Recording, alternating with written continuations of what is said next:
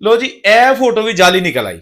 ਤੇ ਜਿਹੜੀ ਸਟੋਰੀ ਬਣਾਈ ਗਈ ਹੈ ਕਿ ਕਿਸ ਤਰ੍ਹਾਂ ਜਨਾਬ ਇੱਕ game of thrown the heroin ਜਿਹੜੀ ਹੈਗੀ ਏ ਉਹ ਜਨਾਬ ਬੈਠੀ ਹੋਈ ਹੈ ਇੱਕ ਇੰਡੀਅਨ ਗੈਰ ਕਾਨੂੰਨੀ ਤੌਰ ਤੇ ਜਿਹੜਾ ਮੁਕੀਮ ਮੁੰਡਾ ਉਹਦੇ ਨਾਲ, ਔਰ ਜਰਮਨੀ ਦੀ ਇਹ ਫੋਟੋ ਹੈਗੀ ਹੈ। ਔਰ ਉਸ ਤੋਂ ਬਾਅਦ ਮੈਗਜ਼ੀਨ ਨੇ ਕਿਸ ਤਰ੍ਹਾਂ ਮੁੰਡੇ ਨੂੰ ਲੱਭਿਆ, ਫਿਰ ਜੌਬ ਦੇਤੀ ਡਾਕੀਏ ਦੀ, ਫਿਰ ਪੈਸੇ ਲਾਤੇ ਰਾਤੋਂ ਰਾਤ, ਤੇ ਗਵਰਨਮੈਂਟ ਨੇ ਪੇਪਰ ਵੀ ਬਣਾਤੇ। ਤੇ ਮੈਂ ਨਾ ਛੱਡ ਗੱਲਾਂ ਦੇ, ਉਹ ਕਿਸਮਤ ਦੀ ਦੇਵੀ ਮਿਹਰਬਾਨ ਹੋ ਗਈ। ਲੇਕਿਨ ਇਹਦਾ ਪਤਾ ਚੱਲਿਆ ਕਿ ਇਹ ਫੋਟੋ ਜਾਲੀ ਹੈ। ਇਹ ਜਿਹੜੀ ਕੁੜੀ ਨਾਲ ਬੈਠੀ ਏ ਇਹ ਮੈਸੀ ਵਿਲੀਅਮਸ ਹੈ ਹੀ ਨਹੀਂ। ਇਹ ਤਸਵੀਰ ਜਰਮਨੀ ਦੀ ਨਹੀਂ ਹੈਗੀ, ਇਹ ਯੂਕੇ ਦੀ ਹੈਗੀ ਏ। ਇਹ ਤਸਵੀਰ 2025 ਦੀ ਨਹੀਂ ਹੈਗੀ, ਇਹ 2019 ਦੀ ਹੈਗੀ ਏ। ਦੱਸੋ ਇਹ ਜਨਾਬ ਕਿੰਨਾ ਕਮਾਲ ਹੈਗਾ ਸੋਸ਼ਲ ਮੀਡੀਆ ਦੇ ਉੱਤੇ ਜਨਾਬ। ਜੋ ਮਰਜ਼ੀ ਸਿਆਹ ਨੂੰ ਸਫੇਦ ਤੇ ਸਫੇਦ ਨੂੰ ਸਿਆਹ ਕਰਕੇ ਤੁਸੀਂ ਧੜਾ ਧੜ ਵੇਚਦੇ ਹੋ। ਇਹ ਉਹੀ ਹੋ ਗਿਆ ਨਾ ਕਿ ਜਦੋਂ ਤੁਸੀਂ ਇੱਕ ਕਿਸੇ ਸੈਲੀਬ੍ਰਿਟੀ ਦੀ ਖਬਰ ਲਾਉਂਦੇ ਹੋ ਕਿ ਜੋ ਮਰ ਗਿਆ, ਉਸ ਤੋਂ ਬਾਅਦ ਉਹ ਖੁਦ ਵੀ ਆ ਕੇ ਆਂਦਾ ਭਾਜੀ ਮੈਂ ਆ ਜੇ ਮੈਂ ਨਿਜੇ ਮਰਿਆ, ਤੇ ਸੋਸ਼ਲ ਮੀਡੀਆ ਵਾਲੇ ਆਂਦੇ ਨਹੀਂ ਨਹੀਂ ਤੂੰ ਗਲਤ ਕਹਿ ਰਿਹਾ। ਸਾਰੇ ਐਵੇਂ ਪਾਗਲ ਨੇ ਜਿਹੜੇ ਸ਼ੇਅਰ ਕਰਦੇ ਨੇ, ਉਹ ਮਰਿਆ ਹੀ ਤੂੰ। ਤੇ ਉਹ ਹਿਸਾਬ ਇਹਦੇ ਨਾਲ ਹੋਇਆ ਏ। ਇਹ ਨਦੀਮ ਅਹਿਮਦ ਮੁੰਡਾ ਏ ਔਰ ਇਹ ਯੂਕੇ ਦੀ ਫੋਟੋ ਏ। ਯੂਕੇ ਦੀ ਇਹ ਜਿਹੜੀ ਤਸਵੀਰ ਏ ਇਹਦਾ ਕੋਈ ਤਾਲੁਕ ਨਹੀਂ ਹੈਗਾ ਮੈਸੀ ਵਿਲੀਅਮਸ ਏ ਜਾਂ ਇਹ ਜਨਾਬ ਅਨਡਾਕੂਮੈਂਟ ਇੰਡੀਅਨ ਨੇ। ਯਾਰ ਵੈਸੇ ਹੱਦ ਹੈਗੀ ਏ।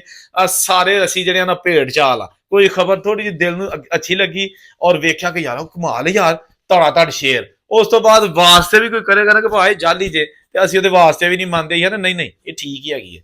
ਇਹ ਜੇ ਜਨਾਬ ਸੋਸ਼ਲ ਮੀਡੀਆ ਦਾ ਦੌਰ। ਤੇ ਦੂਸਰੀ ਖਬਰ ਹੈ ਜੀ, ਐਫਆਈਏ ਨੇ ਫੈਸਲਾਬਾਦ 에ਅਰਪੋਰਟ ਤੋਂ ਉਮਰਾ ਦੇ ਬਹਾਨੇ ਦੇ ਵਿੱਚ ਕਿਤੇ ਗਾਂ ਡੰਕੀ ਲਾਉਣ ਵਾਲੇ 13 ਅਫਰਾਦ ਨੂੰ ਫੜ ਲਿਆ, ਜਿਹਦੇ ਵਿੱਚ 3 ਖਵਾतीन भी शामिल है। अच्छा अब हम बताएंगे कि ये जो सारे लोग यूरोप जा रहे थे, ये फ्लाइट नंबर FZ 356 है और इसमें जा रहे थे जनाब जिनको रोका गया है हमजा अली, जिशान अली, समीउल्लाह, शराज हसन, इमरान वारस, बिलाल हसन, सैयद यासीन, बिलाल, मोहम्मद रिजवान, गुलाम रसूल, हक नवाज। ਤੇ ਜਿਹੜੀਆਂ 3 ਖਵਾतीन ਨੇ ਉਹਨਾਂ ਦੇ ਫਜ਼ੀलत बीबी, ज़ादा बीबी ਤੇ सरदारा बीबी। और इनको खवातीन को सिर्फ ढाल बना के ये लोग यूरोप जाने की कोशिश कर रहे थे कि एक फैमिली मेंबर बन के जा रहे थे। लेकिन सारा जनाब की कहते हैं भांडा फुट गया जब मुसाफिरों ने के फोन से साजिद नामी एजेंट की कॉल्स, उसके मैसेजेस और पूरा प्लान जो है ना इनको एफआईए को पता चल गया। ਤੇ ਐਫਆਈਏ ਨੇ ਆਖਿਆ ਕਿ ਤੁਸੀਂ ਜਾ ਰਹੇ ਹੋ ਅੱਗੇ ਕਿਤੇ ਹੋਰ, ਇਹ ਸਾਰਾ ਕੁਝ ਨਿਕਲ ਆਇਆ ਹੈ। ਤੇ ਉਸ ਤੋਂ ਬਾਅਦ ਇਹਨਾਂ ਨੂੰ ਆਫਲੋਡ ਵੀ ਕਰ ਦਿੱਤਾ, ਤਹਿਕੀਕਾਤ ਲਈ ਐਂਟੀ ਹਿਊਮਨ ਸਮਗਲਿੰਗ ਦੇ ਜਿਹੜਾ ਨਾ ਦਫ਼ਤਰ ਦੇ ਵਿੱਚ ਵੀ ਭੇਜ ਦਿੱਤਾ। ਤੇ ਇਹ ਜਨਾਬ ਹੋ ਰਿਹਾ ਜੇ ਜੋ ਕੁਝ ਇਸ ਵੇਲੇ ਜਿਹੜਾ ਤੁਹਾਨੂੰ ਦੱਸਿਆ ਜਾ ਰਿਹਾ। ਇੱਕ ਹੋਰ ਮੁੰਡਾ ਜਨਾਬ ਇਹ ਫਰਾਂਸ ਜਾ ਰਿਹਾ ਸੀ, ਠੀਕ ਹੈ ਨਾ, ਅਹਿਮਦ ਰਜ਼ਾ ਦਾ ਨਾਂ ਹੈਗਾ, ਔਰ ਇਹ ਜਾਲੀ ਦਸਤਾਵੇਜ਼ਾਤ, ਇੱਕ ਪੋਲੈਂਡ ਦਾ ਜਾਲੀ ਕਾਰਡ ਸੀ, ਤੇ ਉਹਦੇ ਜ਼ਰੀਏ ਇਹ ਜਨਾਬ ਫਰਾਂਸ ਜਾ ਰਿਹਾ ਸੀ। ਤੇ ਇਹਨੂੰ ਜਨਾਬ PK 749 ਫਲਾਈਟ ਜਿਹੜੀ ਹੈ ਉਹਦੇ ਵਿੱਚੋਂ ਆਫਲੋਡ ਕਰ ਦਿੱਤਾ ਗਿਆ ਹੈ। ਔਰ ਇਮੀਗ੍ਰੇਸ਼ਨ ਨੇ ਜਾਲੀ ਦਸਤਾਵੇਜ਼ਾਤ ਦਾ ਇਸਤੇਮਾਲ ਕਰਕੇ ਬਾਹਰ ਜਾਣ ਦੀ ਵਜ੍ਹਾ ਨਾਲ ਇਹਨੂੰ ਫੜ ਲਿਆ। ਔਰ ਇਸ ਵੇਲੇ ਇਹ ਅਹਿਮਦ ਰਜ਼ਾ ਜਿਹੜਾ ਨਾ ਉਹ ਐਫਆਈਏ ਜਿਹੜੀ ਹੈਗੀ ਹੈ ਨਾ ਹਿਊਮਨ ਟ੍ਰੈਫਿਕਿੰਗ ਇਨ ਇਸਲਾਮਾਬਾਦ ਸਰਕਲ ਉਹਦੇ ਹਵਾਲੇ ਕਰ ਦਿੱਤਾ ਗਿਆ ਹੈ। ਤੇ ਇਹ ਵੀ ਜਨਾਬ ਤਾਜ਼ਾ ਤਰੀਨ ਵਾਕਿਆ ਹੈਗਾ।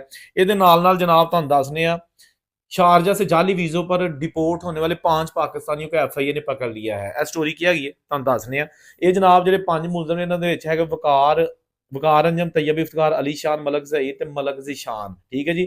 मुसाफिरों ने रवां साल विजिट वीज़ा पर लाहौर से मलेशिया रवाना हुए थे। मलेशिया में क़याम के बाद मुलजमान ने बाज़ जाली दस्तावेज़ात पर शारजा से बरतानिया जाने की कोशिश की। मुलजमान ने एजेंटों की मदद से मज़कूरा जाली वीज़े हासिल किए।